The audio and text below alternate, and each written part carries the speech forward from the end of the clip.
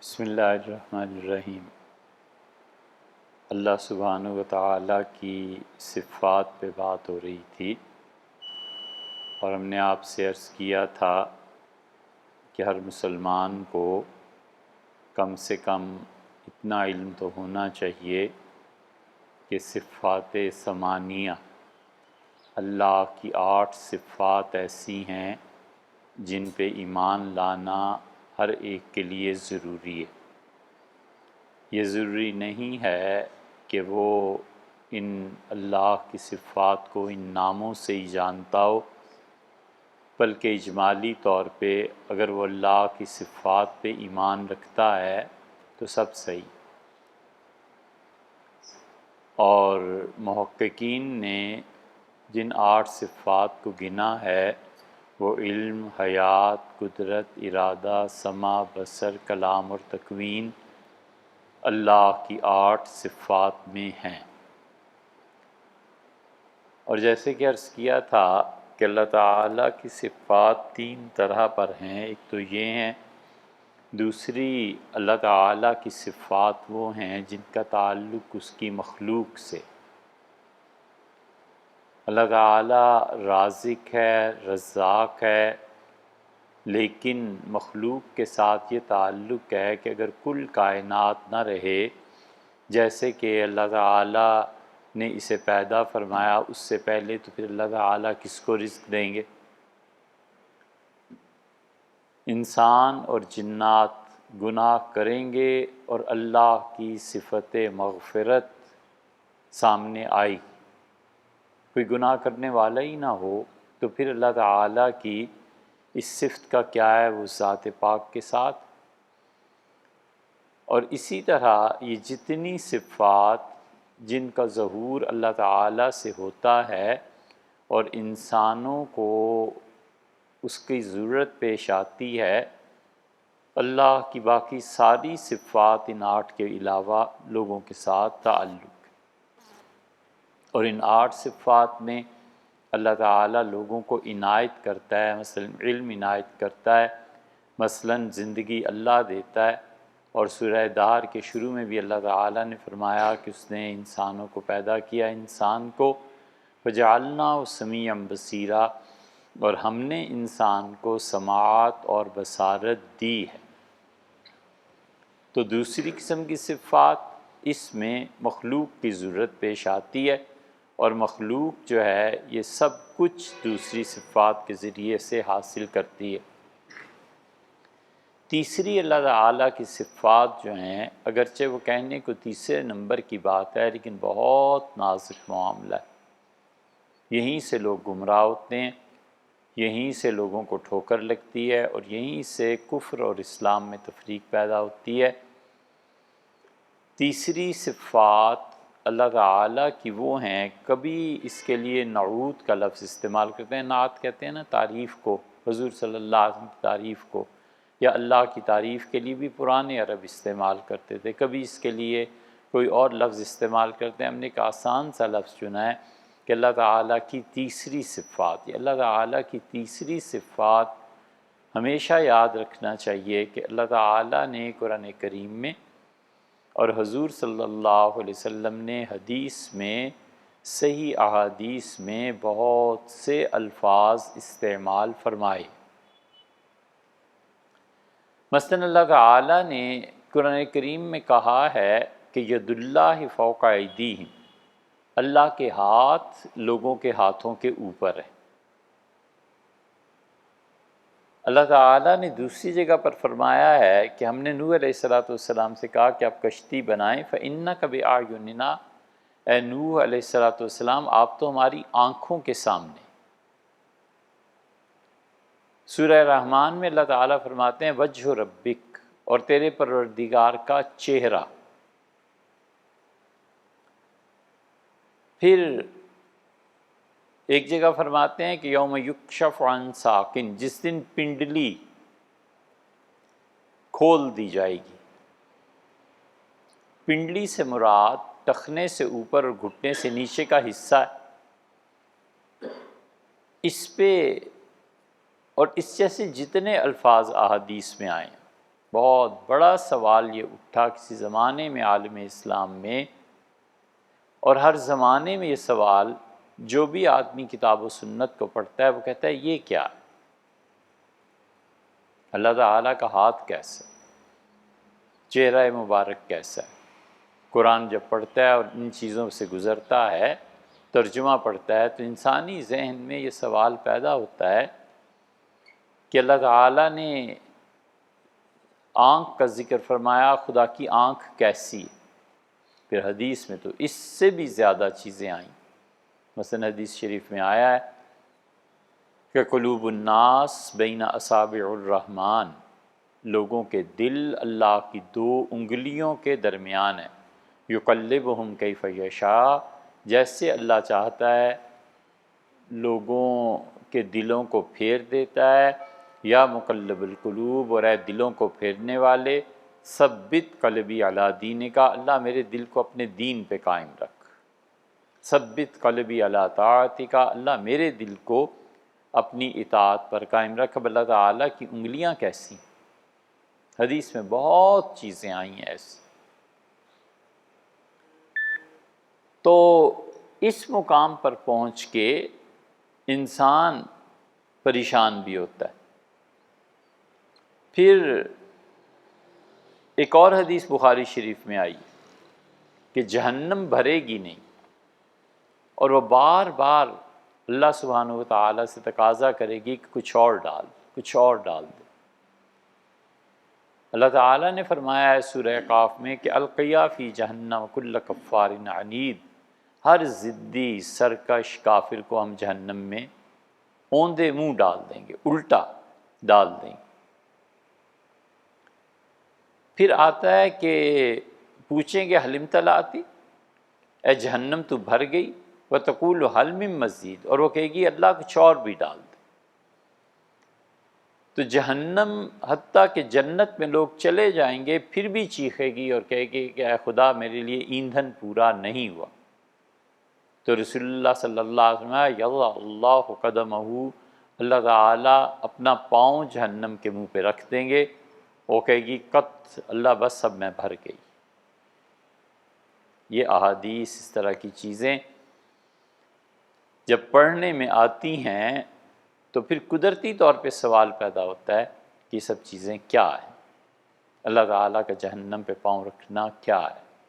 اللہ تعالیٰ کی زیارت خود کیا چیز ہے؟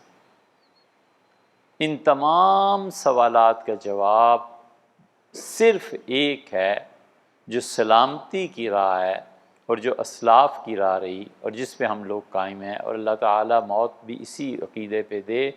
ان سب اللہ کی چیزوں، اللہ کے اعضاء کا جہاں جہاں ذکر ہے، بالکل خاموشی سے گزر جائے اور اللہ کے حوالے کر دے کہ اللہ ایسے ہی ہے جسے آپ نے فرما دیا، بس۔ سب سے زیادہ آسان طریقہ ہے، اس کی کھوج میں پڑے ہی نہ۔ اس سے زیادہ یہ کہہ سکتا ہے کہ اے اللہ جو آپ نے اپنے اعضاء کا ذکر فرمایا یہ ایسے ہی ہے اے رب جیسے تو نے فرما دیا، اور ہم بندوں جیسا نہیں، تیری مخلوق جیسا نہیں۔ مخلوق کے پاؤں کس طرح کے ہیں؟ انسانوں کا پاؤں الگ ہے، چیونٹی کے پاؤں الگ ہیں، ہاتھی کا پاؤں الگ ہے۔ کیا شبیہ، کیا مثال، کیا چیز؟ اللہ خود اپنے متعلق یہ کہتا ہے کہ لیس کمثلہ شیء، لوگوں کائنات میں کوئی چیز اللہ اس جیسا نہیں ہے۔ ٹھوس ہے، مایع ہے، گیس ہے، انرجی اب آ گئی ہے۔ اللہ کہتا ہے میں ان چاروں چیزوں سے مبرہ ہوں۔ 5ویں چیز کل کوئی سائنسدان نکال دے تو اللہ کہتا ہے میں اس سے بھی بلند و بالا ہوں۔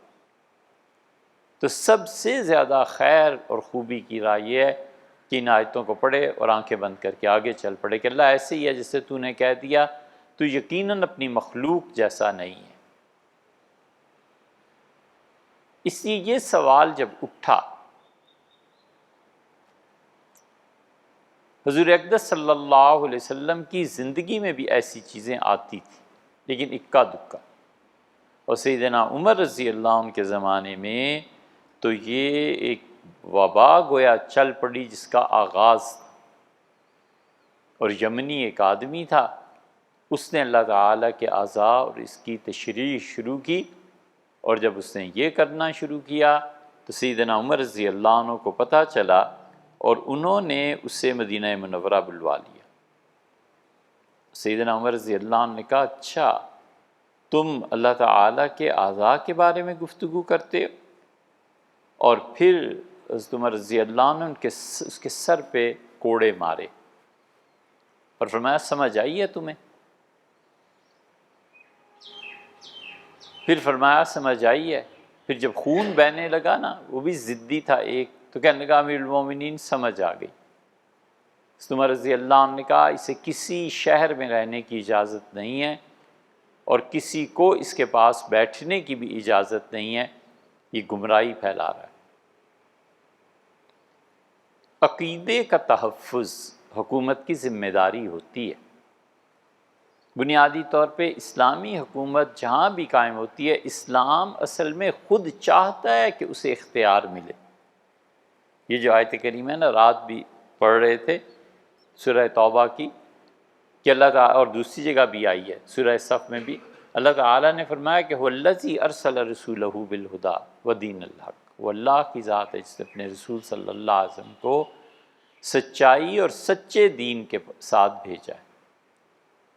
اور پھر فرمایا لیظہرہ علی الدین کلہ، تاکہ ان کا اللہ کا دین، حضور صلی اللہ علیہ وسلم کا دین اور قانون تمام قوانین اور تمام ادیان باطلہ پر غالب آئے۔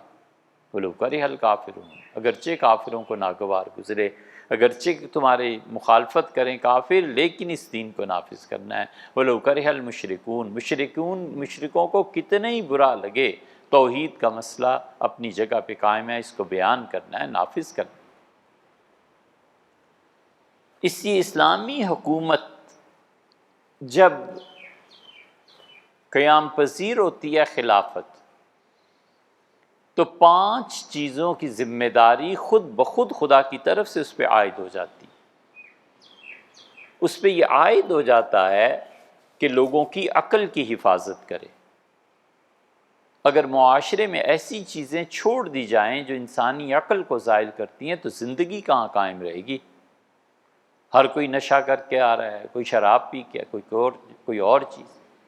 اس لیے اسلامی حکومت میں اس قسم کی چیزیں معاشرے میں بالکل برداشت نہیں کی جاتی کہ انسانوں کی عقل کی حفاظت کی جائے۔ اب بلا بتاؤ، عقل کے بغیر کوئی زندگی ہے؟ پی لی، نشے میں چلا گیا، دوسرے کو گالیاں دے رہا ہے، نتیجہ یہ کہ تھانہ کچہری ہوگا کہ نہیں، فساد پھیلے گا کہ نہیں۔ لوگ مقصد نہیں سمجھتے کہ خلافت کے آخر مقاصد کیا ہوتے ہیں، کیوں شریعت اسے، ہم سب گناہ گار ہیں، پوری امت گناہ گار ہے 3 مسائل میں۔ ایک، ان کے یہاں کوئی خلیفۃ المسلمین نہیں جو اس چیز کو نافذ کرے اور سمجھائے کہ میری ذمہ داریاں کیا ہیں اور تمہاری کیا ہیں۔ پوری امت گناہ گار ہے اس سود کے نظام کی وجہ سے۔ نہ ہم اس کے خلاف بولتے ہیں، نہ اس کا بائیکاٹ کرتے ہیں، نہ حکومت کو کہتے ہیں کہ اس سود کے نظام سے ہماری جان چھڑاؤ۔ کوئی یعنی سیاسی ایجنڈا، کون سی کس پارٹی کا ایجنڈا ہوتا ہے، اور سیاست کیا جو اس سے بھی پیچھے بیٹھے ہیں، ان سے بھی کوئی نہیں کہتا کہ حضرت اس سود پہ بھی جان چھڑائیں، ہماری اس عذاب میں کہاں سے بچ۔ اور تیسرے نمبر پہ امامت ہے، کہیں امام نہیں، کہیں قائم نہیں۔ ہندوستان میں چند ریاستیں ہیں جہاں امامت شرعیہ انہوں نے قائم کیا ہے، ان کا امیر ہوتا ہے، وہ بھی اس لیے کہ طلاق، نکاح اور وراثت کے مسائل ہندوؤں کی عدالتوں میں کہاں لے جائیں، انہیں بیچاروں کو کیا پتہ ہے کہ اسلام کا قانون کیا ہے۔ تو خلافت ہمیشہ انسانوں کی عقل کی حفاظت کرتی ہے، ذمہ داری ہے، کیونکہ عقل نہ رہے، ایسی چیزیں کھا لے تو پھر زندگی۔ نسب کی حفاظت ذمہ داری، کہ کون کس کا بیٹا ہے، کون کس کی بیٹی ہے۔ اگر نسب کی حفاظت نہ رہے تو دنیا میں پھر جو ہوگا سو ہوگا۔ ولیعذ باللہ، یہ وہ دونوں چیزیں ایسی ہیں جو پوری دنیا میں کافر حکومتوں نے کھلی چھوڑ دی ہیں، کون کس کا بیٹا ہے اور کس کا نہیں ہے۔ اور 10 12 سال کی بچیاں ماں ہیں، اور وہ ہم نے بھی دیکھا کئی مرتبہ، اور ساری دنیا دیکھتی ہے، کوئی پتہ نہیں کون باپ ہے کون نہیں۔ اب ذمہ داری کون اٹھائے؟ گورنمنٹ کہتی ہے ہم ذمہ داری اٹھا لیں گے۔ یہ تم سوسائٹی اور معاشرہ بنا رہے ہو کہ تباہ کر رہے ہو؟ اسی طرح عقیدہ یہ حکومت کی ذمہ داری ہوتی ہے. یہ کہتے ہیں نا کہ حکومت کو کیا حق پہنچتا ہے کسی کو کافر قرار دے، کسی کو مسلمان قرار دے، تو کل کو یہ بھی کہو کہ حکومت کو کیا حق پہنچتا ہے کہ لوگوں کی عقل کے خلاف جو چیزیں ہیں انہیں بند کرے یا جاری رکھے. پھر کل اس کے بعد نسب پہ بھی آ جانا کہ حکومت کا کیا حق ہے کہ نکاح نامہ ضروری ہو. کراچی میں وہ جو جلوس نکلا تھا نا، انہوں نے یہی کہا کہ نکاح تو 1825 میں شروع ہے، اس سے پہلے نکاح تھوڑی. لا حول ولا قوت الا باللہ. ایسے بے وقوف لوگ آ گئے، پتہ ہی کچھ نہیں.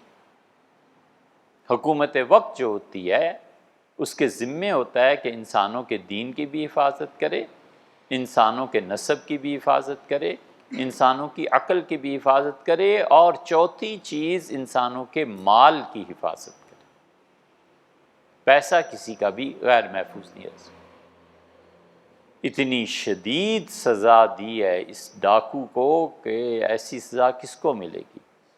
ہاتھ پاؤں کیل لگا دیے جائیں اور پیٹ چاک کر دیا جائے، بس آنتیں باہر آ جائیں اور تڑپ تڑپ کے مر جائے. یہ ڈاکو کی سزا.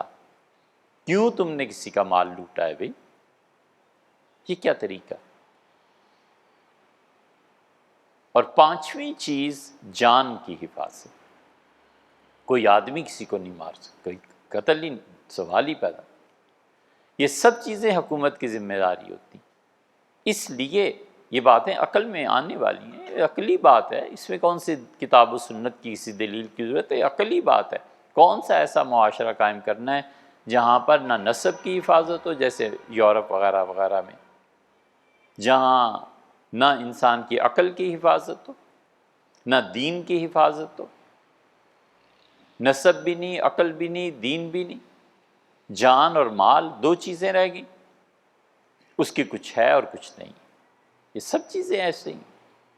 اور ہم اپنے یہاں بھی دیکھ لیں، یہ جو حکومتوں کے دعوے دار ہیں یہ کس حد تک ان چیزوں میں لوگوں کی حفاظت کرتے ہیں. تو 5 چیزوں میں جو دین کی حفاظت تھی نا، یہ سب خلافت راشدہ میں قائم تھی. سیدنا عمر رضی اللہ عنہ اس کو مارا کہ یہ شرانگیز باتیں جو ہے نا اللہ سبحانہ و تعالیٰ کے متعلق، یہ کفر کے جملے مت کہو، تم سے فتنہ پھیلے گا، فساد پھیلے گا. اس فتنے نے پھر ترقی کی ہے بہت زیادہ. امام مالک رحمۃ اللہ علیہ کی مجلس میں بھی ایک آدمی آ گیا تھا اور اس نے بھی ایسے سوال کیا.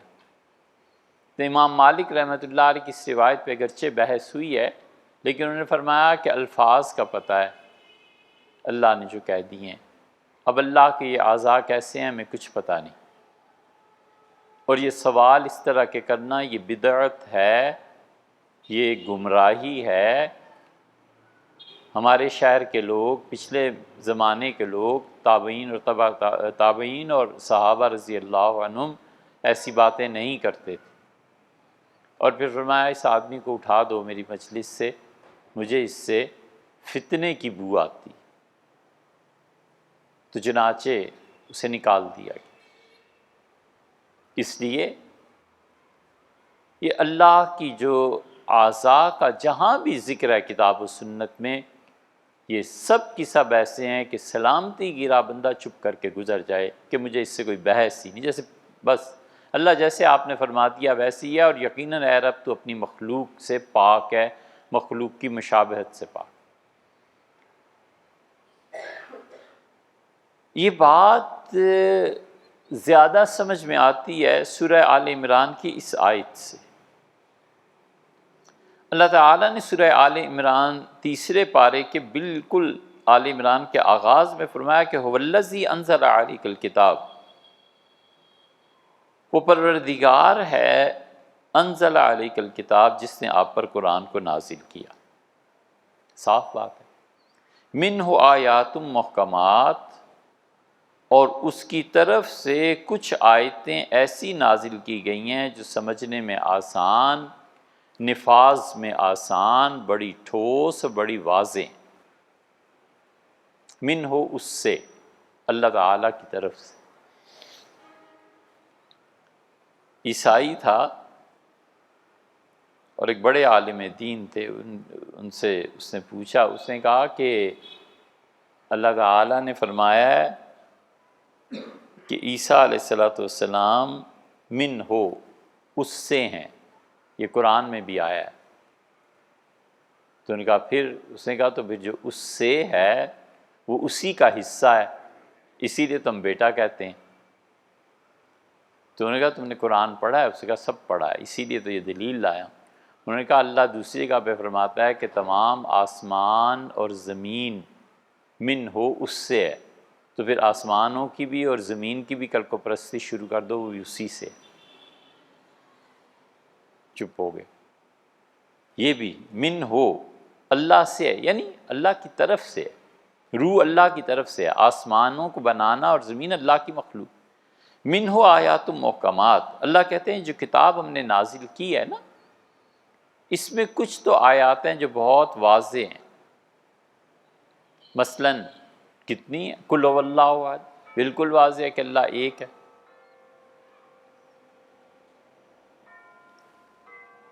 ایسے اس سے لے لیں شاہد سے اور اندر بھی پڑھیں، چار پانچ مثال میں جمع کریں، واضح آیات ہیں۔ لا تتخذوا الہین اثنین، لوگوں دو خدا نہ ماننا، ولیکن رسول اللہ و خاتم النبیین، حضور صلی اللہ علیہ وسلم اللہ کے رسول ہیں اور آخری نبی۔ ختم ہو گئی، دو چار کی طرف اللہ کہتا ہے منو آیات محکمات، بالکل واضح آیات۔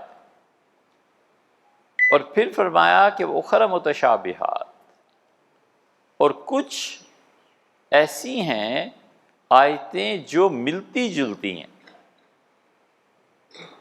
کچھ آیات ایسی ہیں جو ہر ایک کی سمجھ میں آنے والی نہیں ہیں۔ فَأَمَّا الَّذِينَ فِي قُلُوبِهِمْ زَيْغٌ، سو جن لوگوں کے دلوں میں فتنے ہیں، ٹیڑھا پن ہے، جن کے دل گمراہ ہیں، فَيَتَّبِعُونَ مَا تَشَابَهَ، تو وہ ان آیتوں کی کھوج میں رہتے ہیں جو آیتیں ہر ایک کی سمجھ میں نہیں آتی، وہ اس کی کھوج میں رہتے ہیں، اس میں جا کر حجتیں نکالتے ہیں، ان آیتوں کو پڑھتے ہیں۔ من ابتغاء الفتنہ، وہ چاہتے ہیں کہ لوگوں کو آزمائش میں ڈالیں، وابتغاء تاویلہ، اور وہ چاہتے ہیں کہ اس آیت کی اصل معلوم کریں کہ اللہ نے جو کچھ کہا ہے اصل میں مسئلہ کیا ہے۔ دو طرح کی آیتیں اللہ نے کہا، کچھ بالکل واضح ہیں، کچھ ایسی ہیں جو واضح نہیں ہیں۔ واضح آیات وہ ایک الگ، اور غیر واضح، اور جو غیر واضح آیات ہیں جن کا سمجھنا بڑا ہی دشوار ہے، اللہ فرماتے ہیں جن کے دلوں میں فتنے ہوتے ہیں نا، جن کے دل گمراہ ہوتے ہیں، وہ ان آیتوں کو پڑھتے ہیں، کہتے ہیں یہ دیکھو اللہ نے ہاتھ کا ذکر کیا، خدا کا ہاتھ اب کیسا ہے، یا اس پہ بحث کریں گے، اللہ کا چہرہ، اللہ تعالیٰ فرماتے ہیں وَمَا يَعْلَمُ تَأْوِيلَهُ إِلَّا اللَّهُ، اور لوگوں یاد رکھو کہ وہ جو آیتیں ہیں ایسی جن میں مبہم چیزیں ہیں، زیادہ وضاحت میں نے نہیں کی، ان کی حقیقت اللہ کے علاوہ کوئی نہیں جانتا۔ ختم۔ والراسخون فی العلم، اور جنہیں ہم نے ٹھوس علم دیا ہے، علماء یقولون آمنا بہ، وہ کہتے ہیں اللہ ہم دونوں طرح کی آیتوں پہ بھی ایمان لائے، ہم اس کو بھی محکم کو بھی مانتے ہیں، متشابہ کو بھی مانتے ہیں۔ کل من عند ربنا، ہماری سمجھ میں آئے یا نہ آئے، سب قرآن اللہ کی جانب سے ہے۔ وما یذکر الا اولو الالباب، اور لوگوں اس میری بات سے، اس آیت سے وہ لوگ سبق سیکھتے ہیں جو عقل مند۔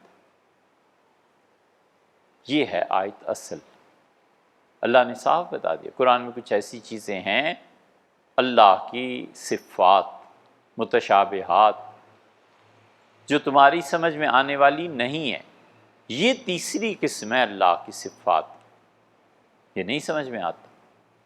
اللہ نے کیا کہا؟ اللہ نے کہا ما یعلم تاویلہ الا اللہ، اور اللہ کے علاوہ کوئی نہیں جانتا اس آیت کے معنی کیا ہیں۔ تو دیکھو والراسخون فی العلم یقولون آمنا بہ کل من عند ربنا، اور جن کو ہم نے ٹھوس علم دیا ہے وہ کہتے ہیں کہ اے پروردگار سب تیری طرف سے ہے قرآن پاک، ہم ہر چیز پہ ایمان لائے جو تو نے نازل کی۔ یہ طریقہ ہے کہ انسان جب اس قسم کی چیزوں کو پڑھے، اس آیت کو ہمیشہ ذہن میں رکھے۔ اس لیے جو لوگ بھی فتنہ برپا کرنا چاہتے ہیں نا، وہ اس قسم کی آیات پر بحث کرتے ہیں، اور یہ اس زمانے کی بات ہے جس زمانے میں لوگ پڑھا کرتے تھے، دین ان کا موضوع تھا، دین ان کی دلچسپی تھی، عقیدہ جگہ جگہ پڑھایا جاتا تھا، تو بچوں کے ذہن میں یہ سوال اٹھتے تھے، علماء اور مفسرین اس آیت کا حوالہ دیتے تھے۔ حجت اللہ البالغہ میں شاہ ولی اللہ صاحب محدث دہلوی رحمۃ اللہ علیہ نے جہاں محکم اور متشابہ کی بحث کی ہے، کمال کی بات لکھے ہیں، اتنی اس بات میں آسانی ہے، بڑی خوشی ہوئی جب پہلی مرتبہ اسے پڑھا۔ شاہ ولی اللہ رحمۃ اللہ نے لکھا ہے کہ اللہ تعالیٰ کی جتنی بھی صفات ہیں نا سب متشابہ ہیں، بس انہ ہوا اضحک و ابکا، اللہ اپنے بندوں کو رلاتا بھی ہے اور ہنساتا بھی ہے۔ اللہ ہنستا ہے، حدیث میں کئی جگہ آیا ہے، اللہ تعالیٰ خوش ہوتا ہے، اللہ کا غضب ہے۔ وہ کہتے ہیں جتنی بھی اللہ کی صفات ہیں سب کی سب ہماری عقل سے اوپر ہے، اس لیے اللہ کی صفات جب بھی پڑھو، جہاں سے بھی گزرو قرآن کریم میں، کہ اللہ بس ایسے ہی ہے جیسے آپ نے فرما دی۔ مثلاً مثال اپنے پاس سے دے رہے ہیں، حضرت نے جو موقف تحریر فرمایا کمال کی بات، انہوں نے کہا اللہ کی ساری صفات، تین قسم کی بھی کوئی ضرورت نہیں مراد ان کی ہے، سب صفات اللہ کے حوالے کرو، اور اللہ تعالیٰ سے عرض کرو اللہ تیری ساری صفات پہ ایمان لاتا۔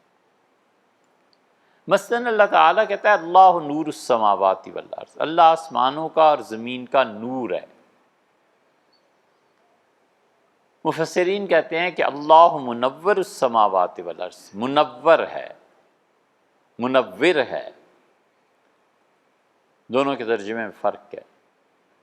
اللہ تعالیٰ آسمان اور زمین کو نور سے بھر دینے والا ہے، اللہ آسمانوں اور زمینوں کا نور ہے، ایک نور دینے والا، ایک خود نور۔ اللہ نے خود جو کہا کہ میں نور ہوں، تو اللہ کیسا نور ہے؟ دنیا میں جتنی روشنی اور نور ہے یہ سب کا سب مادے کے جلنے کے نتیجے میں پیدا ہوتا ہے۔ بجلی ہے، کسی چیز سے بھی پیدا ہو، مادہ ہے نا، پانی سے پیدا ہو، کسی اور چیز سے پیدا ہو، کوئلے سے پیدا، فلاں سے، یہ سب مخلوق ہے۔ نور اور روشنی سب سے بڑا ذریعہ اور سورس اس کا سورج ہے، سورج سے ہی روشنی اور توانائی ملتی ہے، اور سورج وہ خود اللہ کی مخلوق ہے، اور اللہ کسی جیسا ہے نہیں، تو اللہ نور ہے آسمانوں کا اور زمینوں کا۔ خدا جو نور ہے وہ کسی چیز کے جلنے کے نتیجے میں نہیں ہے، خدا جو نور ہے وہ پیدائش کے نتیجے میں نہیں ہے، معاذ اللہ، استغفر اللہ۔ خدا جیسا بھی نور ہے بس وہی جانتا ہے، ہمیں نہیں پتہ۔ اسے بجلی اور روشنی پہ، یہ سورج اور اس پہ قیاس تھوڑی ہی کیا جا سکتا ہے کہ جیسے یہ روشنی، آپ نے کبھی غور کیا ہے دنیا کی جتنی بھی روشنیاں ہیں، سورج کا اثر جہاں جہاں بھی جو بھی روشنی ہے، یہ سب مخلوق ہے، اور اللہ خالق ہے، وہ مخلوق سے ماورا ہے اور بلند و بالا ہے۔ آپ کو بھی واسطہ نہیں نہ پڑا، چونکہ ہمارے کورسز موضوع عقیدہ کہیں پڑھاتے ہی نہیں، تو اس لیے ان مباحث کی بھی ضرورت نہیں پیش آتی۔ یہ عقیدہ کبھی کالج، یونیورسٹی اور ہر جگہ پڑھانے لگیں کہ بچوں تم مسلمان ہو، کہ تمہارا عقیدہ اللہ کی صفات کے بارے میں ہونا چاہیے، تو پھر یہ بحثیں اٹھیں، پھر جب اٹھیں تو سوالات بھی پیدا ہوں۔ یہ عیسائی جو آتے تھے نا بر صغیر میں، پادری اور یہ ساری چیزیں پڑھا کے آتے تھے، اس لیے اللہ کی صفات میں وہ ایسا پھنساتے تھے کہ بڑے بڑے لوگ ان کے سامنے چپ ہو جاتے تھے۔ وہ کہتے تھے اللہ تعالیٰ کی یہ صفت ہے، یہ صفت ہے، یہ صفت ہے، کس طرح تم اسے کہو گے؟ اللہ نور ہے تو کیسا نور ہے؟ اس طرح کی چیز۔ یہودی بھی ایسے ہی، مسلمان جب، یہ سارے مسلمان بیٹھ کے کوئی قرآن اور حدیث تھوڑے ہی پڑھتے رہتے تھے، مسجدوں میں تجارت بھی کرتے تھے، فوج میں بھی جاتے تھے، معیشت میں بھی تھے، طب میں بھی کام کرتے تھے، لیکن بنیادی طور پہ مسلمان معاشرے کا ہر بچہ ایک محدود نصاب پڑھتا تھا اور اس کے بعد اپنی فیلڈ چن لیتا تھا۔ ہوتا یہ تھا۔ جیسے matric, F S C, F A اس تک پڑھا دیتے تھے۔ مثال دے رہا ہوں کہ بیٹے یہ عقیدہ ہے، یہ قرآن ہے، ابھی آپ پہ نماز فرض ہے، نماز کے مسائل کا ایک پیریڈ ہو گیا، اچھا ابھی کوئی ضرورت نہیں ہے، چھوٹے بچے ہیں غسل کوئی ضرورت نہیں، ذرا بڑے ہوئے تو غسل کے مسائل آ گئے، پھر آگے چل کے کہیں نکاح کے مسائل آ گئے، پھر کبھی طلاق کے تھوڑا تھوڑا نصاب جتنا بچوں کی ضرورت ہے اتنا پڑھا دیا، بس کافی ہے۔ اب ہر ایک کو مفتی تھوڑی بنانا ہے۔ اور آگے جا کے اچھا بچے کس فیلڈ میں جانا ہے، وہ کہتا تھا فوج میں، چلو فوج میں جاؤ، اتنی تعلیم کافی۔ خالد بن ولید رضی اللہ عنہ فجر کی نماز میں ایک مرتبہ بھول گئے، تو جب سلام پھیرا تو دوستوں سے افسوس کا اظہار فرمایا اور کہا کہ مجھے جہاد نے اتنا مصروف کر دیا ہے، افسوس قرآن یاد نہیں کر سکا۔ ہوتا ہے، حضور صلی اللہ علیہ وسلم کے صحابہ رضی اللہ عنہ جو تھے، ہر ایک اپنا اپنا شعبہ تھا، یہ تھوڑا ہی تھا، بہت کم لوگ ان میں بھی ایسے تھے جو جامع الصفات تھے، جن میں ہر طرح کی کوالٹیز پائی جاتی تھیں، تھوڑے۔ اسی لیے رسول اللہ صلی اللہ علیہ وسلم نے حیات طیبہ میں کل 12-13 آدمی 15 آدمیوں کو اجازت دی تھی کہ فتویٰ دیا کرو، ہر آدمی فتویٰ بھی نہیں دے سکتا۔ تو اس لیے وہ جو نصاب بنتا تھا نا، کسی زمانے میں مسلمان پڑھتے تھے، کیا بننا ہے، وہ کہتا تھا طبیب، وہ کہتے جاؤ طب کی کتابیں پڑھو، بس۔ کیا بننا ہے، وہ مہندس، انجینئر، جاؤ انجینئرنگ پڑھو۔ لیکن بنیادی طور پہ مسلمان ہونے کی وجہ سے تمہیں یہ ضروری چیزیں پتہ ہونی چاہیے، وہ ہمارے یہاں نکلی، ختم ہی ہو گیا۔ اس لیے متشابہ جس کو اللہ فرماتا ہے کبھی بھی اس میں دخل دینا ہی نہیں۔ شاہ اللہ صاحب رحمۃ اللہ علیہ نے کہا کہ اللہ کی تمام صفات متشابہات میں داخل، تو آدمی وہ کرے جو اللہ نے کہا۔ اللہ نے فرمایا، وہ کہتے ہیں کل من عند ربنا، سب چیزیں ہمارے پروردگار کی طرف سے، آمنا بے، اللہ ہم ایمان لائے تیری صفات پہ جو بھی۔ یہی اللہ تعالیٰ کی صفات میں کلام ہے، کلام اللہ کا قرآن۔ جس طرح اللہ خود مخلوق نہیں ہے، اس کی صفات بھی مخلوق نہیں، اس کی صفات بھی مٹ جانے والی نہیں ہیں۔ اللہ کی ذات پاک کے ساتھ ہیں، خدا جس طرح ہمیشہ سے اور ہمیشہ ہے، اس کی صفات بھی ایسی ہیں۔ یہی وہ فتنہ تھا جو مامون الرشید کے زمانے میں پھیلا تھا۔ وہ کہتے تھے کہ اللہ کی صفات ختم ہونے والی ہیں، اللہ کی صفات ڈوب جائیں گی کبھی، والعیاذ باللہ۔ اور اس وقت مامون جیسا فاضل آدمی اس مصیبت میں گرفتار ہو، بڑا بڑا غضب کا پڑھا لکھا تھا۔ ان عباسی خلفاء میں ہمیں علم نہیں ہے کہ اس سے زیادہ کوئی پڑھا لکھا خلیفہ آیا۔ ہارون نے اپنے اس بیٹے مامون کو حدیث پڑھانے کے لیے مدینہ منورہ بھیجا، اور یہ امام مالک رحمۃ اللہ سے اس نے براہ راست حدیث پڑھی ہے۔ پھر اس نے اپنے اس بیٹے کو فقہ پڑھانے کے لیے امام ابو حنیفہ رحمۃ اللہ کے شاگردوں کے پاس بھیجا، کوفہ، کٹڑ حنفی تھا، اور حدیث اور فقہ دونوں پہ اس کی دسترس، باقی علوم پہ بھی ایسے ہی تھے۔ یہ ہو گیا صفات باری تعالیٰ کے معاملے میں گمراہ۔ وہ معتزلہ جن کو کہتے ہیں نا، معتزلہ کا اصل مطلب ہے کہ الگ ہو جانا، اعتزال، کسی کو تنہا چھوڑ دینا۔ حسن بصری رحمۃ اللہ علیہ تفسیر پڑھاتے تھے، اللہ تعالیٰ کی صفات کا جب مسئلہ آیا، وہ اگلے دن جب پڑھانے کے لیے مسجد تشریف لائے تو انہوں نے دیکھا کچھ لوگ الگ بیٹھے ہوئے ایک ستون کے ساتھ۔ تو پوچھا انہوں نے کہ کیا ہوا ہے؟ انہوں نے کہا اللہ کی صفات کے بارے میں آپ کا مسلک درست نہیں۔ حسن بصری رحمۃ اللہ علیہ لمبی بات بحث ہوئی، بہرحال کسی نے پوچھا حضرت کیا ہوا، یہ لوگ آپ کے شاگرد کیوں آپ سے الگ بیٹھے؟ تو ان کا اعتزلوا، میرے شاگردوں نے مجھے چھوڑ دیا۔ اسی سے معتزلہ کا لفظ بنا ہے۔ معتزلہ اللہ کی صفات کے بارے میں بڑی گمراہی کی باتیں کرتے، اور مامون ہو گیا۔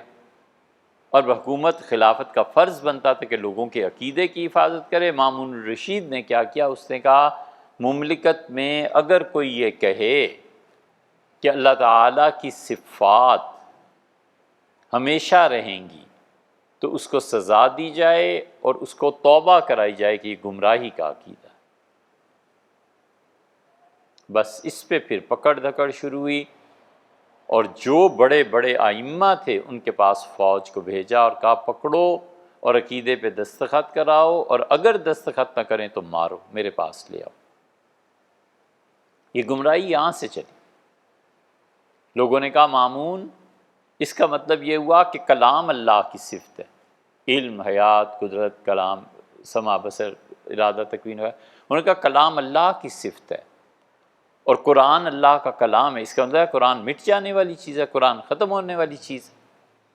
اس نے بھی لمبی بحث کی، لیکن یہ ایک تماشا ہو گیا۔ علی ابن مدینی بہت بڑے آدمی تھے۔ امام بخاری رحمۃ اللہ علیہ کہتے تھے میں اپنے کسی استاد کے سامنے جھکا نہیں، مطلب یہ کہ جس کے پاس بھی گئے ہیں ڈٹ کے پڑھا ہے، اور کہتے تھے علی ابن مدینی واحد میرے استاد تھے جہاں میں جاتا تھا تو برتن میرا خالی تھا علم کا، میں بھیک مانگتا تھا کہ کچھ عنایت ہو۔ علی ابن مدینی رحمۃ اللہ علیہ دجلہ کے کنارے ٹہل رہے تھے اور پہنچ گئے لوگ حکومت کے، انہوں نے کہا اللہ تعالیٰ کا کلام مخلوق ہے، اس پہ دستخط کر دیں۔ علی ابن مدینی کے ہزاروں شاگرد تھے۔ انہوں نے کہا میرے پروردگار، جو علم تو نے مجھے دیا ہے، اگر مجھے یہ ڈر نہ ہوتا کہ یہ ضائع ہو جائے گا اور امت تک نہیں پہنچے گا اور یہ لوگ مجھے مار دیں گے، میں کبھی دستخط نہ کرتا۔ پھر روئے اور دستخط کر دی۔ ایسے ہی ہوا کرتا۔ حکومت کا جبر لوگوں کو مجبور کر دیتا ہے۔ غلام ربانی کیا پیپلز پارٹی کے بڑے مشہور لیڈر ہیں، پارلیمنٹ میں انہوں نے دستخط کیے نا، ان کا ساری زندگی جن طاقتوں کے خلاف لڑتے اور جیل جاتے رہے، وہ آیا تھا، سارے پریس نے اس کو نقل کیا، رو پڑے اور دستخط کر دیے۔ یہ ہوتا ہے حکومتوں کے جبر۔ تو اس پہ امام احمد ابن حنبل رحمۃ اللہ علیہ اڑ گئے، ان کا سوال ہی پیدا نہیں ہوتا۔ یہ تھا امام احمد ابن حنبل رحمۃ اللہ علیہ کا، اور امام احمد ابن حنبل رحمۃ اللہ علیہ شاگرد تھے امام شافعی کے۔ امام شافعی رحمۃ اللہ علیہ نے مصر سے انہیں خط لکھا کچھ ماہ پہلے، اور کہا کہ میرے بیٹے احمد، میں نے عجیب خواب دیکھا ہے، رسول اللہ صلی اللہ علیہ وسلم تم سے بڑے خوش تھے، اور مجھ سے فرمایا کہ اپنے شاگرد احمد سے کہو، یہ بھی محبت کا ایک انداز ہے نا، براہ راست نہ کہنا کہ فلاں کو یہ پیغام دے دو۔ تو فرمایا اپنے شاگرد سے کہو کہ بہت بڑی آزمائش آنے والی ہے اور تم نے اس میں ثابت قدم رہنا ہے۔ بس یہ پیغام پہنچا، اور امام شافعی رحمۃ اللہ خط لکھا کہ حضور صلی اللہ علیہ وسلم نے حکم ایسے فرمایا ہے، اور پھر ساتھ لکھا کہ احمد، جو کپڑا تمہارے جسم کو لگتا ہے نا، بنیان، اس کو پانی میں بھگو کر وہ پانی مجھے دے دینا۔ میں نہیں سمجھتا کہ میرے شاگردوں میں کوئی ایسی شخصیت بھی ہوگی کہ حضرت رسالت مآب صلی اللہ علیہ وسلم اس کے لیے پیغام بھجوائیں۔ بڑی محبت تھی۔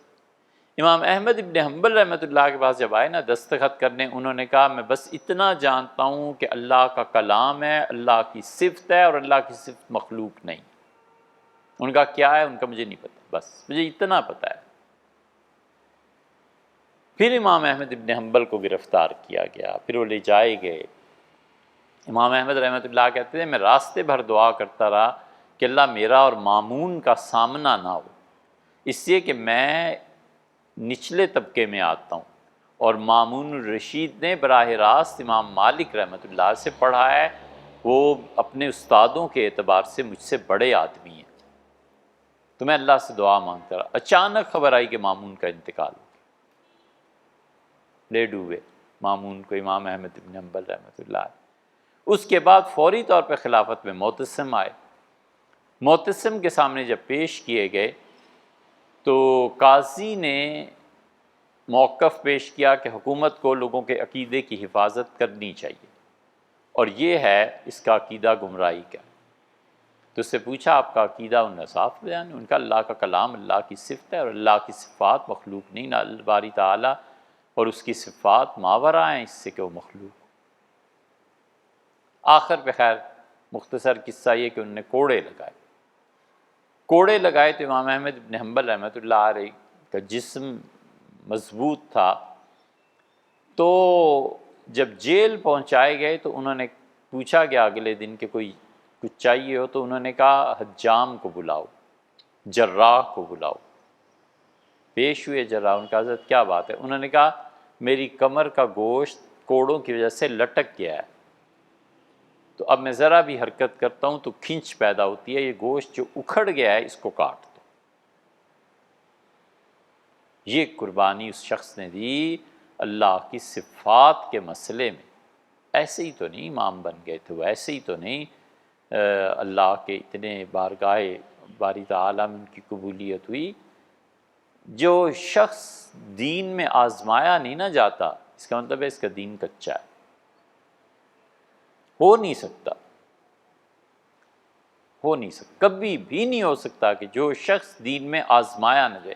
جس کا دین آزمائش سے گزرتا ہے پھر پکا ہوتا ہے۔ اللہ نے قسم کھا کے کہا ہے کہ احسب الناس ان یترکوا ان یقولوا آمنا، بس لوگوں کو ہم چھوڑ دیں گے بحث اس بات پہ کہ اس نے لا الہ الا اللہ پڑھ لیا، ہم لا یفتنون، اور ہم آزمائیں گے نہیں۔ اللہ نے کہا مجھے قسم ہے اپنی، میں ہر آدمی کو آزمائش میں ڈالوں گا۔ آزمائش آتی ہے، بھوک آ جاتی ہے، فاقہ آ جاتا ہے، پیسہ کم پڑ جاتا ہے، قرض لینا پڑ جاتا ہے، جاب نہیں ملتی، ہزار قسم کی چیزیں آتی ہیں۔ اس لیے مومن اور آزمائش نہ ہو یہ تو ہو نہیں سکتا۔ پانی اور گیلا نہ ہو، گلاب کھلے اور خوشبو نہ آئے، یہ کیسے ممکن؟ تو امام احمد بن حنبل رحمۃ اللہ اس صفات کے مسئلے میں آ کر ان کا امتحان ہو گیا جو ہونا تھا، اور اتنے حساس تھے وہ۔ اللہ تعالیٰ نے قرآن کریم میں فرمایا نا کہ آدم علیہ السلام کو اللہ نے پیدا فرمایا اپنے ہاتھ سے۔ ان کے بیٹے عبداللہ ایک دن اپنے پڑھا رہے تھے شاگردوں کو، تو انہوں نے اپنے ہاتھ سے اشارہ کیا کہ اللہ نے اس طرح ہاتھ سے پیدا کیا۔ امام احمد بن حنبل رحمۃ اللہ فرمایا تم میرے بیٹے ہو کہ بدعتی ہو گئے ہو؟ اللہ کے ہاتھ کا ذکر آتا ہے تو اپنے ہاتھوں سے اشارہ کرتے ہو، تمہارا کیا مطلب ہے؟ اللہ کے ہاتھ کچھ مخلوق جیسے ہیں؟ ناراض ہوئے شدید۔ فرمایا جب اللہ کے متعلق ایسی بات کرو مت اعضاء کو ہلاؤ کہ اللہ اس سے ماورا ہے۔ یہ تھا وہ فتنہ معتزلہ کا، صدیوں چلتا رہا۔ بہرحال یہ چونکہ عقیدہ پڑھاتے تھے تو ہر جگہ یہ بحث ہوتی تھی، پھر اس پہ کتابیں لکھ، اس آسان ترین چیز ہے بس وہ جو اللہ نے خود فرما دی، آمنا بے، اللہ ہم ہر چیز پہ ایمان لائے جو تو نے نازل کیا ہے، اور کل من عند ربنا، سب چیزیں ہمارے پروردگار کی طرف سے۔ بس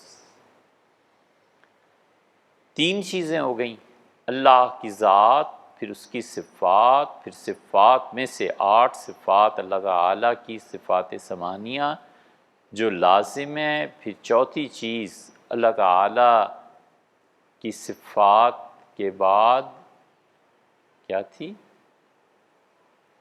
جہاں سے آج شروع کی تھی بات،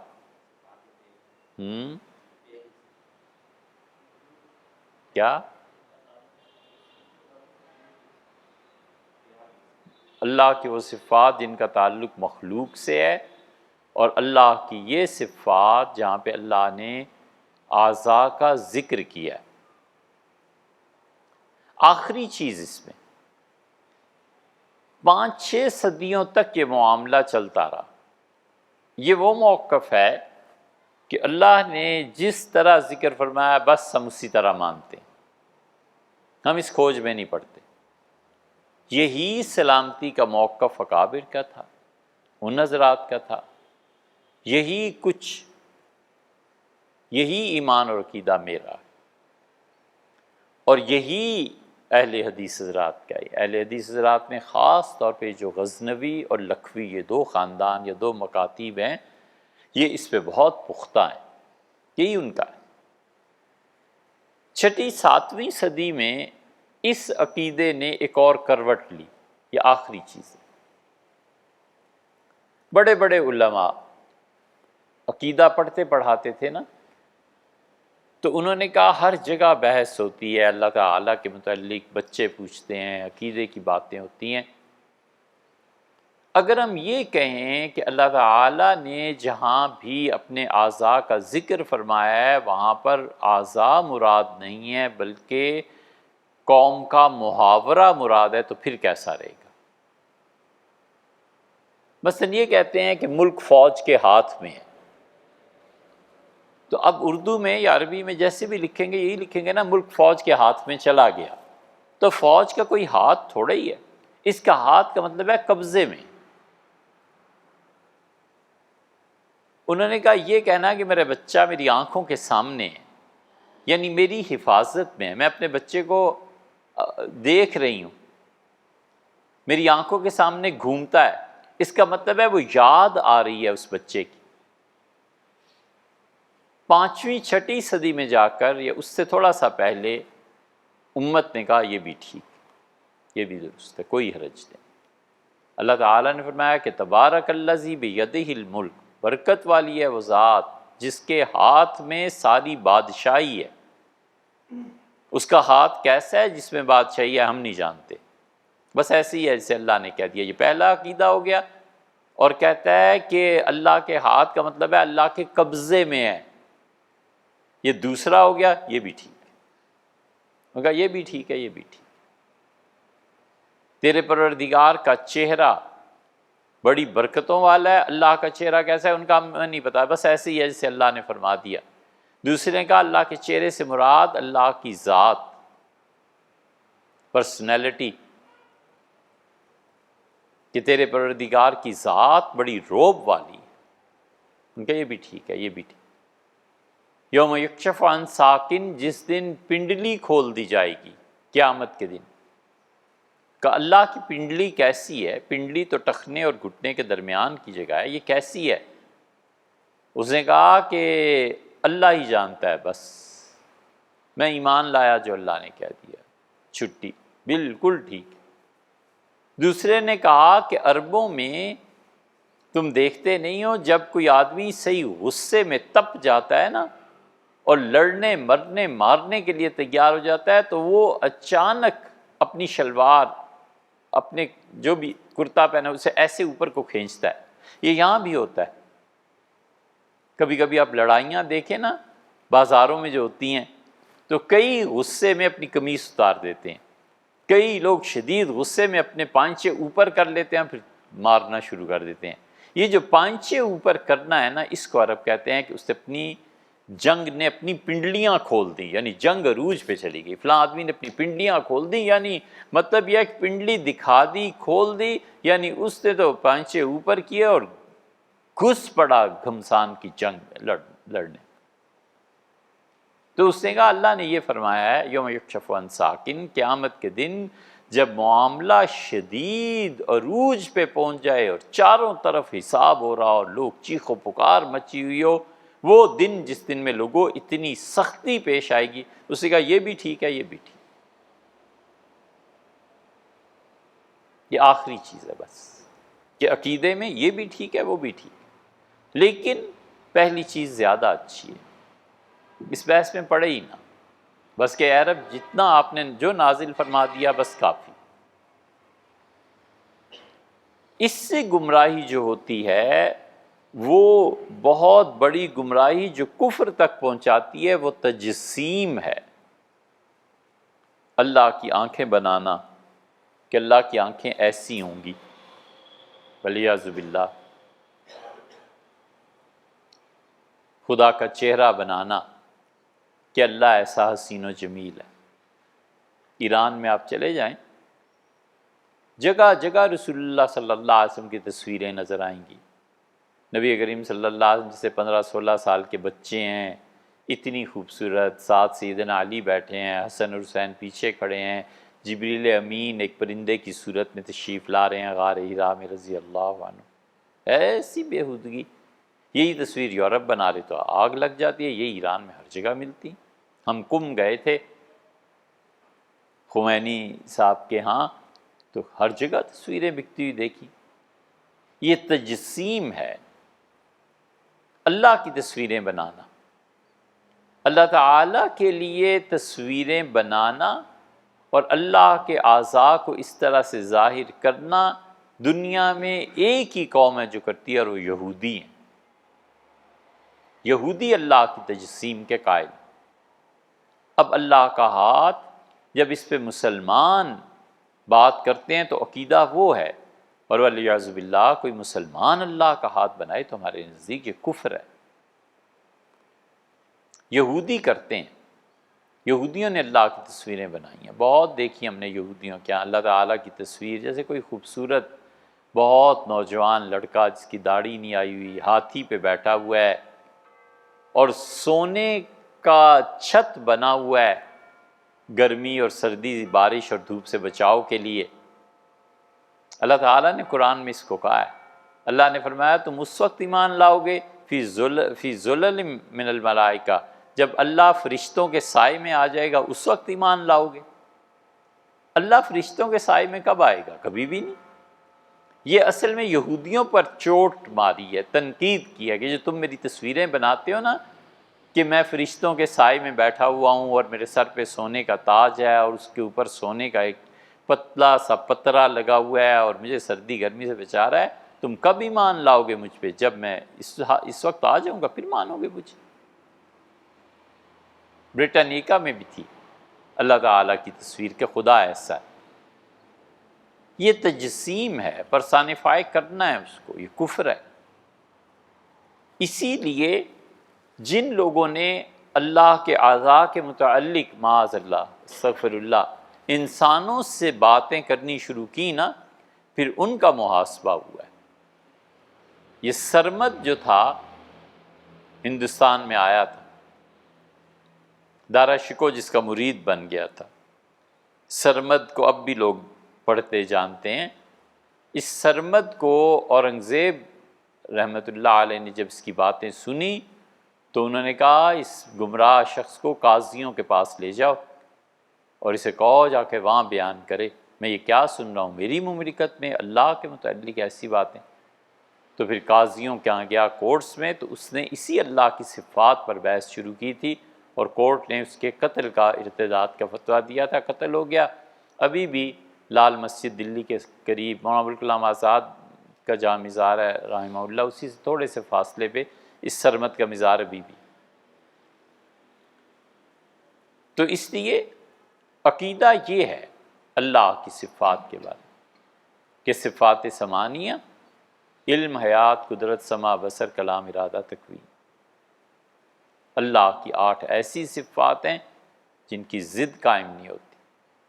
اور دوسرے نمبر کی بات یہ ہے کہ حق تعالیٰ شانہ کی ان صفات پہ بھی ہم ایمان لائے جو اللہ کی صفات جن کا تعلق اس کی مخلوق سے ہے، رحمت کرنا، معاف کر دینا۔ یہ وہ بات ہے جو حضرت ابو ایوب انصاری رضی اللہ عنہ نے آخری بات زندگی کی بیان کی۔ یہ لوگ گئے ہوئے تھے حملہ کرنے، حضور صلی اللہ علیہ وسلم فرمایا تھا اول جیشن، سب سے پہلا لشکر جو روم کے شہر پر حملہ کرے گا وہ بخشا گیا۔ عیسائیوں کے 2 ہی شہر تھے، عیسائیوں کا دارالحکومت جو تھا اردن میں تھا اور اردن میں ہمس میں تھا۔ ہمس کیا بات ہے، اس موسم کیا کمال ہے، ہم نے وہاں کچھ وقت گزارا ہے۔ ہمس میں شدید گرمی جون اور جولائی کی اور ایسی ٹھنڈی ہوائیں چلتی تھیں، بادشاہوں کو آخر کیوں نہ پسند آتا۔ کمال کا شہر، سیدنا خالد ابن ولید رضی اللہ عنہ سے فتح کیا۔ تو جب آخری عیسائی ہرقل اس سے نکلا ہے تو ہرقل نے کہا کہ شام کی زمین ہمیشہ کے لیے عیسائیت کی طرف سے تمہیں سلام، اب ہم یہاں کبھی نہیں آ سکیں گے۔ یہ شام پہ جو اتنا کچھ ہو رہا ہے نا، یہ شام اس وقت سیدنا ابوبکر رضی اللہ عنہ کے دور میں فتح جب ہوا تھا تو ہیکل یہ کہہ کے چلا گیا تھا کہ شام کی زمین تجھ پہ عیسائیت کی طرف سے سلام، اب ہم کبھی نہیں آئیں۔ یہ ان کا دارالحکومت تھا۔ اور دوسرا بڑا شہر ان کا قسطنطنیہ تھا، استنبول۔ حضرت رسالت مآب صلی اللہ علیہ وسلم نے بس ایک جملہ فرمایا ہے، یہ فرمایا کہ عیسائیوں کے ہرقل کے بڑے شہر کو جو پہلا حملہ کرے گا یہ مغفور اللہ، وہ سارے بخشے ہوئے۔ ہمارے استاد محمد عبدالرشید صاحب نعمانی رحمۃ اللہ علیہ کہتے تھے، ہم تو تحقیق نہیں کر پائے اب تک، حضرت فرماتے تھے کہ قسطنطنیہ کا لفظ کسی حدیث میں نہیں آیا۔ محمد عبدالرشید نعمانی رحمۃ اللہ علیہ بڑے بڑے آدمی ان کے سامنے نہیں ٹھہر سکتے۔ تاریخ پہ اور حدیث پہ جتنی گہری نظر ان کی تھی، ان کے بعد ہم نے آج تک کوئی آدمی نہیں دیکھا جو یوں بات کرے۔ مفتی ولی حسن صاحب رحمۃ اللہ علیہ سے آدمی کو وہ اس پہ بالکل بولنے نہیں دیتے کہ صاحب یہ بات اور ہے، وہ بات اور ہے۔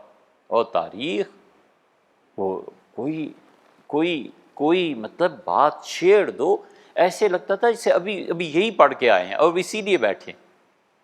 اتنا مستحضر تھا علم۔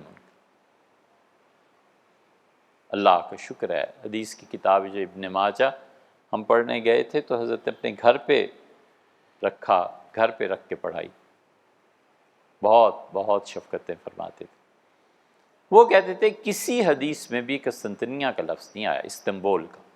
حضور صلی اللہ علیہ وسلم یہ فرمایا کہ رومی بادشاہ کے دارالحکومت یا بڑے شہر پہ جو حملہ کرے گا تو کہتے تھے ہمس بھی مراد ہو سکتا ہے اور استنبول بھی مراد ہو سکتا ہے۔ اس لیے جو لوگ یزید کی فضیلتیں ثابت کرنا چاہتے ہیں نا، انہیں چاہیے کہ پھر استنبول کو بھی نکالیں اور یہ بھی ثابت کریں کہ یزید پہلے لشکر میں شامل تھا۔ پہلا لشکر کب کا چلا گیا تھا، پھر دوسرا گیا، پھر کہیں بعد میں یزید گیا۔ یزید کی بات الگ ہے، کبھی بات کریں گے انشاءاللہ اس پہ۔ تو حضرت ابو ایوب انصاری رضی اللہ عنہ اس لشکر میں شامل تھے جنہوں نے پہلی مرتبہ استنبول پہ حملہ کیا، قسطنطنیہ پہ۔ تو انہوں نے فرمایا کہ جہاں تک ہو سکے میری میت کو دشمن کی زمین میں لے جا کر آگے جا کے دفن کرنا، جتنا بھی یہ زمین ہم فتح کر سکیں۔ پھر جب بالکل آخری وقت آ گیا تو انہوں نے بلایا، ان کا سنو میں نے ایک حدیث حضور صلی اللہ علیہ وسلم کی کبھی بیان نہیں کی، اور مجھے آیت یاد آئی۔ اللہ نے فرمایا کہ ان الذین یکتمون ما انزل اللہ، جو کچھ اللہ نے نازل کیا ہے جو لوگ اس کو چھپاتے ہیں اور بیان نہیں کرتے، اللہ کی لعنت تو ان پہ علم کو چھپانے کے گناہ کی وجہ سے، والملائکہ خدا کے فرشتوں کی لعنت اس شخص پہ پڑے، اور تمام انسانوں لعنت بھیجنے والوں کی لعنت اس پہ پڑے جو علم کو چھپائے۔ تو مجھے اگر یہ آیت یاد نہ آتی تو میں تمہیں کبھی نہ بتاتا، اس لیے کہ حدیث بڑی مشکل ہے، اس سے گمراہی پھیل سکتی تھی۔ فرمایا کہ ایک دن مجھ سے حضرت رسالت مآب صلی اللہ علیہ وسلم نے فرمایا کہ اللہ تعالیٰ نے مجھ سے کہا کہ میرے نبی، اگر دنیا میں سارے لوگ ایسے ہو جائیں کہ کوئی گناہ نہ ہو تو میں ساری دنیا کو مٹا دوں اور پھر ایک مخلوق پیدا کروں جو گناہ کرے، مجھ سے معافی مانگے اور میں انہیں معاف کروں۔ یعنی اللہ نے چاہا کہ اس کی صفت مغفرت کا اظہار ہو، غفور، غافر، معاف فرمانے والا، یہ ساری صفت کا اظہار ہو۔ انہوں نے کہا میں نے یہ حضور صلی اللہ علیہ وسلم سنا تھا، بس پھر انتقال فرما گئے۔ اس حدیث سے گمراہی بھی تو پھیلتی ہے کہ اچھا اس کا مطلب ہے اللہ خود چاہتا ہے کہ لوگ گناہ کریں، تو پھر ہمیں گناہ سے کون روکے جب خدا خود ہی چاہتا ہے؟ والعیاذ باللہ، یہ گمراہی بھی تو ہے۔ انہوں نے کس سینس میں یہ بات کی، وہ سینس اور ہے، وہ سینس ہے اللہ کی رحمت اور اس کا پردہ پوشی کرنا اور اس کا معاف کرنا، اس کی عظمت کہ خدا اتنا عظیم ہے کہ وہ کہتا ہے جتنے بھی گناہ کرو میں معاف فرمانے والا۔ اصل یہ ہے۔ تو اس لیے اللہ کی وہ صفات جن کا تعلق مخلوق سے بنتا ہے، اور پھر اللہ کی تیسری وہ عقیدہ کہ اللہ نے جہاں پہ اپنے اعضاء کا ذکر کیا ہے، کل من عند رب آمنا بے، اللہ ہم ان پہ ایمان لائے، کل من عند ربنا، ہر بات جو اس قرآن میں ہے اللہ آپ کی طرف سے، بس چھٹی۔ اور اسی میں پھر کہ یہ اصل میں اللہ تعالیٰ نے اعضاء کا بیان نہیں کیا، اللہ نے عربوں کا محاورہ استعمال کیا، بل یداہ مبسوطتان۔ دیکھا نا، یہ یہودی اللہ کے لیے ہاتھوں کو ثابت کرتے تھے، اسکیچ بناتے تھے، تصویریں بناتے تھے۔ اللہ تعالیٰ نے فرمایا وقالت الیہود ید اللہ مغلولہ، اور یہودی یہ کہتے ہیں کہ اللہ تنگ دست ہو گیا ہے، قرض مانگ رہا ہے، بار بار جو کہتا ہے پیسہ خرچ کرو تو معلوم ہوتا ہے کہ اللہ کے پاس پیسے ہی کوئی نہیں رہا۔ ولیعذ باللہ، اللہ نے فرمایا ہے کہ غلت ایدیہم، یہ یہودی خود تنگ دست ہو جائیں، وہ لعنوا بما قالوا، میرے متعلق جو بکتے ہیں لعنت میری پڑے ان کے اس جملے پہ، بل یداہ مبسوطتان، میرے تو دونوں ہاتھ کھلیں، ينفق کیف یشاء، جیسے اللہ چاہے خرچ کرتا ہے۔ حضور صلی اللہ علیہ وسلم فرمایا میرا اللہ اپنے دونوں ہاتھوں سے خرچ کرتا ہے، دائیں ہاتھ سے، پہلے تو فرمایا میرا پروردگار دائیں ہاتھ سے خرچ کرتا ہے، دن کو بھی خرچ کرتا ہے، رات کو بھی خرچ کرتا ہے، اور دیکھو لوگوں میرا پروردگار دونوں ہاتھوں سے خرچ کرتا ہے، وکلتہ یدی ربی الیمینین، اور میرے پروردگار کے تو دونوں ہاتھ دائیں ہیں۔ دونوں ہاتھ دائیں ہونے کا مطلب اب انسان تو سوچ بھی نہیں سکتا، پتہ ہی نہیں چلتا، کلتا یدی ربی الیمین، میرے پروردگار کے دونوں ہاتھ دائیں ہیں، اس کا مطلب یہ ہے کہ میرا پروردگار بہت ہی فیاض ہے۔ اردو میں بھی کہتے ہیں اس کا ہاتھ کھلا ہوا ہے، یعنی مطلب ایک سخی آدمی۔ یہ محاورہ آ گیا کہ میرے پروردگار کے دونوں ہاتھ کھلے ہوئے ہیں، میرا پروردگار دونوں ہاتھوں سے خرچ کرتا ہے، مایوسی کس بات کی؟ اس کی رحمت سے، اس کے رزق سے کس بات کی مایوسی، کس بات کی گھبراہٹ؟ یہ کافی نہیں ہے کہ اللہ کہتا ہے وَأَنَّ الْكَافِرِينَ لَا مَوْلَىٰ لَهُمْ، اور کافروں کا کوئی والی وارث نہیں ہے۔ اللہ ولی الذین آمنوا، ایمان والو میں تمہارا والی وارث ہوں، میرے ہوتے ہوئے کیا گھبراہٹ ہے؟ اس لیے جن کا مولا نہیں ہے نا وہ پریشان ہوں، وہ ڈھونڈیں کیا کرنا ہے زندگی میں، ہم کیوں ڈھونڈیں؟ ہمارا تو مولا ہے، اور ایسا مولا ہے کہ ہر طرح کا تکفل کرتا ہے، گناہ کر دیں تو معاف فرما دیتا ہے، بھوکے ہو جائیں تو وہ کھلا دیتا ہے، گناہ کریں تو اس کی رحمت دھو دیتی ہے، نیکی کریں تو وہ قبول کر لیتا ہے، خوش ہے، راضی ہے۔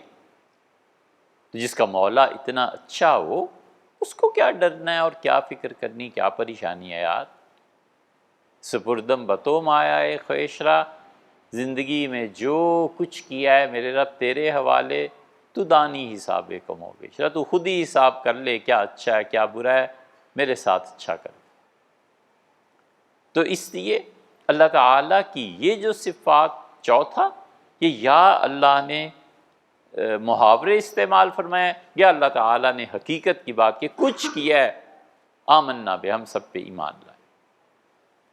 یہ اللہ تعالیٰ کی صفات کے مسائل، اللہ پہ اس طرح اس کی صفات پہ ایمان رکھنا چاہیے۔ کل سے پھر انشاءاللہ بات شروع کریں۔ یہ جو اللہ تعالیٰ کی صفات ہیں نا، ان میں سے کوئی بھی اللہ کی صفت پڑھنی چاہیے، کوئی بھی جس پہ آدمی کی نظر ٹھہر جائے نا، اطمینان ہو جائے، ہر آدمی کو چاہیے۔ اللہ کے نام، اللہ کے بہت نام ہیں، یہ تو 99 ایسے ہی لکھ دیے ہیں قرآن پاک کے آغاز میں، خدا کے نام 103 یا 105 تو کتاب و سنت میں ہی آئے ہیں۔ ترمذی کی روایت میں حضرت ابو ہریرہ رضی اللہ عنہ نے بتائے ہیں اللہ کے نام۔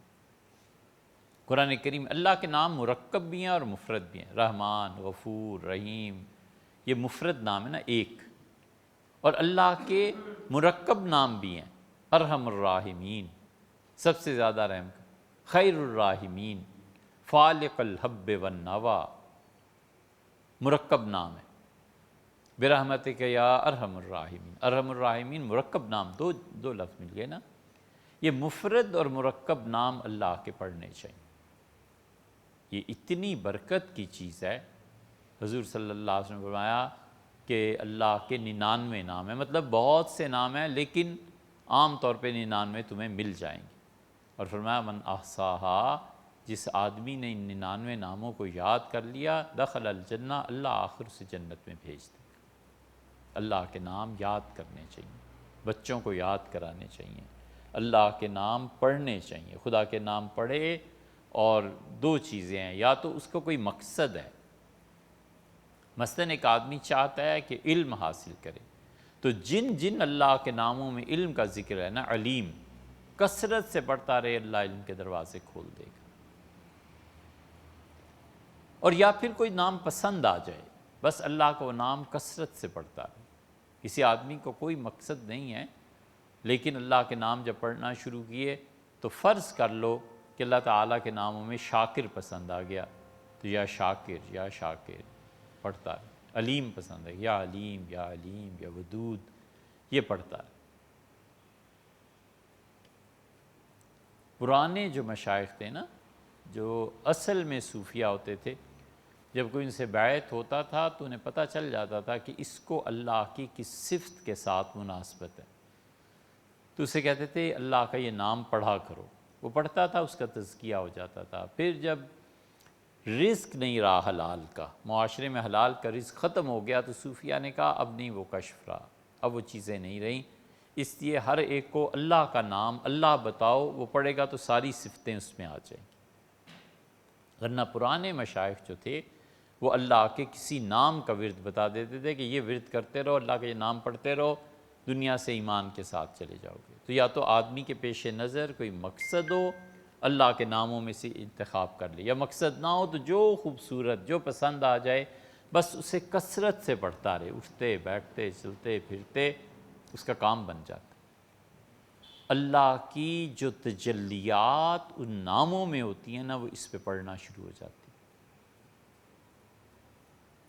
مثلا کوئی اللہ کا نام علیم پڑھتا رہتا ہے نا، پڑھتا رہتا ہے، تو علم اسے ایسے ملنا شروع ہو جاتا ہے کہ اسے پتہ بھی نہیں چلتا، اور علم میں اضافہ ہو جاتا ہے۔ حضور صلی اللہ علیہ وسلم نے ایک بات کہی، یہ آپ سب یاد رکھو اس بات کو۔ آپ نے فرمایا جب بھی تم میں سے کسی کی طبیعت خراب ہو جائے، بیمار ہو جائے، تو بار بار یہ پڑھو، یا حلیم یا کریم، یا حلیم یا کریم۔ یہ دو نام خود تجویز فرمائے ہیں، فرمایا بار بار یہ پڑھا، یا حلیم، اے بڑے حلم والے، برداشت کرنے والے، یعنی اللہ بیماری آ گئی، میرے گناہوں کی کوئی سزا ہوگی، تو نے مہربانی کی، صرف بیماری ہے، اس سے زیادہ کچھ نہیں ہے، اے ذات جو برداشت کرتی ہے میرے وجود اور میرے گناہوں کو، جہنم میں نہ پھینکنا۔ یا حلیم یا کریم، اے عزت والی ذات۔ بیماری میں آدمی محتاج ہو جاتا ہے نا، تو محتاجی بھی ایک طرح کی آدمی کی پریشانی ہوتی ہے۔ یا کریم، اے عزت والے، یعنی اللہ کسی ایسی بیماری میں نہ پڑ جاؤں کہ میں معذور ہو جاؤں، لاچار ہو جاؤں، جیسے تو عزت والا ہے ایسے میری بھی عزت قائم ہے۔ یہ نہ بتاتے ہیں نہ لوگ پڑھتے ہیں، جب بھی بخار ہو جائے، ہزار بیماریاں ہو جاتی ہیں، ہمیشہ پڑھنا چاہیے، یا حلیم یا کریم، یا حلیم یا کریم، یا حلیم یا کریم۔ حضرت شیخ مولانا زکریا صاحب رحمۃ اللہ کی جو انتقال ہوا، تو شیخ پہ مسلسل ایک کیفیت طاری رہی، دنیا سے ایک طرح سے بالکل قطع تعلق ہو گیا تھا، تو بس یہی پڑھتے رہے، یا حلیم یا کریم، یا حلیم یا کریم، یہی پڑھتے رہے۔ حدیث میں بہت نظر تھی حضرت رحمۃ اللہ علیہ کی، یہ چیز۔ ہمارے شیخ مولانا ابوالحسن علی ندوی رحمۃ اللہ علیہ اللہ تعالیٰ کے نام پڑھنے پہ بڑا زور دیتے تھے، اللہ کے نام پڑھو۔ سورہ مومن کے آغاز میں آیا نا، غافر الذنب، گناہوں کو معاف کرنے والا، یہ اللہ کا مرکب نام ہے۔ قابل التوب، توبہ کو قبول کرنے والا۔ شدید العقاب، سخت گرفت کرنے والا۔ ذی الطول، حق تعالیٰ شانو کے جو مرکب نام ہے نا، جتنے رمضان ہم نے ان کی خدمت میں گزارے، صبح جب سو کے اٹھتے تھے تو دھوپ پہ، سخت سردی تھی، دسمبر جنوری، دھوپ پہ پلنگ بڑی چارپائی بچھائی جاتی تھی، اور یہ پڑھتے تھے بار بار اللہ کے نام، اور روتے تھے۔ بار بار پڑھتے تھے اور اللہ کے نام آنسو گرتے تھے، تو اللہ کے ناموں کے ساتھ بڑی انہیں مناسبت تھی۔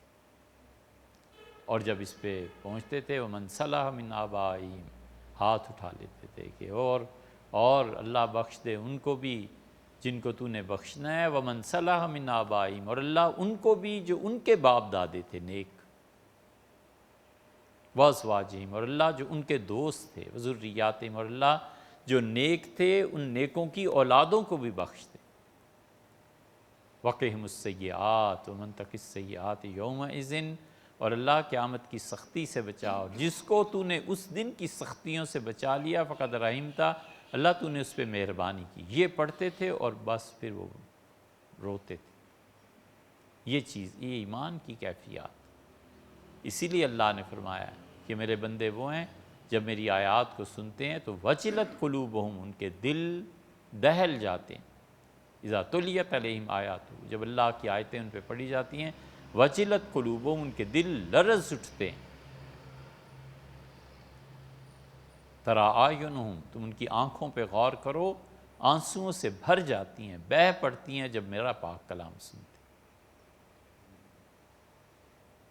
مولانا روم نے مثنوی میں لکھا ہے، مولانا نے تو لمبی حکایت لکھی ہے، اور اس کا خلاصہ یہ ہے کہ شہزادی زیورات بنانے گئی اور پھر اس کی طبیعت کچھ دنوں میں خراب ہو گئی۔ بادشاہ سفر میں تھا، سنا اس شہر میں زیور اچھے بنتے ہیں، تو اس نے بیٹی کو بھیج دیا کہ بیٹی جاؤ زیورات خریدو۔ جب اپنے اصل دارالحکومت میں جا پہنچے تو بیٹی بیمار ہو گئی اور گھل گئی بیماری میں۔ بڑے بڑے حکیم عاجز آ گئے۔ بادشاہ نے اعلان کیا کہ آدھی سلطنت دے دوں گا میری بیٹی کو جو ٹھیک کر دے، میری جان میری بیٹی میں اٹکی ہوئی۔ ایک حکیم تو نہیں تھا لیکن عقل مند آدمی تھا، وہ آیا، اس نے آ کے ساری چیزوں کو دیکھا اور کہا بادشاہ سلامت، مجھے اور شہزادی کو تنہا ایک کمرے میں چھوڑ دیں۔ اس کا چھوڑ دیتا ہوں، تم اس کا علاج کرو، لیکن پھر یہ اگر ٹھیک نہ ہوئی تو تمہاری گردن اڑا دوں گا۔ اس کا پرواہ نہیں، ٹھیک ہو جائے گی۔ اس نے جا کے شہزادی کی نبض پہ ہاتھ رکھا، کچھ دن باتیں ادھر ادھر کی کرتا رہا، روز نبض چیک کرتا رہا۔ پھر ایک دن اس نے قصہ پوچھا کہ کہاں گئی تھیں، کیسے سفر ہوئے، والد کیسے ہیں۔ پھر اس نے بتایا کہ وہ سمرقند بھی گئی تھی، تو ذرا سی نبض تیز ہوئی اور اس عقل مند آدمی نے کریدا، اس سے کہا اچھا سمرقند کہاں گئی تھی؟ اس نے کہا فلاں جگہ گئی تھی۔ اس نے کہا اور؟ اس نے کہا زرگروں کے بازار میں گئی تھی۔ اب نبض اور تیز ہو گئی۔ اس نے کہا اچھا سناروں کے بازار میں سونا خریدنا تھا؟ اس نے کہا ہاں سونا خریدا۔ تو نبض صحیح پھڑکی جب اس نے کہا فلاں دکاندار سے خریدا۔ اس نے چند منٹ بعد کی، انگلیاں اٹھائیں اور بادشاہ کے پاس چلا گیا اور کہا سمرقند میں فلاں جو سونا بنانے والا لڑکا ہے نا، زرگر لڑکی، دل وہاں چھوڑ آئی ہے، اس سے شادی کرا دو، ٹھیک ہو جائے گی۔ مولانا نے کہا ہے وجلت قلوبہم، اس طرح نبض پھڑکتی ہے جب اللہ کا نام آتا ہے۔ ان کا عشق یہ ہے، اللہ سے محبت یہ ہے کہ اللہ نے فرمایا وَإِذَا تُلِيَتْ عَلَيْهِمْ آیاتُ، جب میری آیتیں پڑھی جاتی ہیں تو وہ رو پڑتے ہیں، آنکھیں بہہ پڑتی ہیں۔ انہوں نے کہا یہ عشق ہے اللہ کا۔ دیکھو مولانا نے کہانی کیا سنائی اور نتیجہ کیا نکالا، یہ ہے۔ تو اس لیے اللہ کے نام پڑھا کرو، یاد کر لو اللہ کو، بس ایک مرتبہ روز پڑھ لیا، 6 مہینے سال میں پھر یاد ہو ہی جاتا ہے۔ اور جو اللہ کا نام اچھا لگے کثرت سے پڑھتے رہو، پھر اس کی تجلیات آدمی پہ پڑتی ہیں، پھر آدمی آہستہ آہستہ اللہ کی اس صفت میں پرورش پاتا ہے۔ اللہ کی صفت میں جو پرورش پاتا ہے نا، وہ پھر ہم بیان تو کر دیں مگر آپ کی ہماری سمجھ سے بالا چیزیں ہیں۔ وہ اللہ کی صفت جو اس کی پرورش کرتی ہے نا، وہ پھر چیز ہی کچھ اور بن جاتی ہے۔ تو کل بات کریں گے انشاءاللہ۔